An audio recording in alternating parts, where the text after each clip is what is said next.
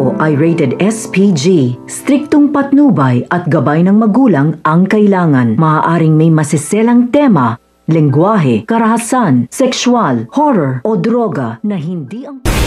Tuluyan na nga nawala sa katinuan nga itong si Farah, kung saan desperada na nga siya at ngayon nga wala na nga siyang pag-asa pa dito nga kay Darius, ay si Lucy naman nga ang idadamay nga niya dahil na nga rin sa hindi na nga niya makukuha pa ang lahat at nagbalik na nga muli sa kanyang katinuan nga itong si Darius. Agad naman nga humingi ng tulong si Darius kay Apo Berta upang mahanap nga nila itong si Lucy, kung saan dinala nga nito ni Farah. Kaya naman dinasalan nga ito ni Apo Berta at para makapag-astral travel nga ito nga si Darius at mahanap niya na nga ang kinaroroonan nga nito ni Lucy.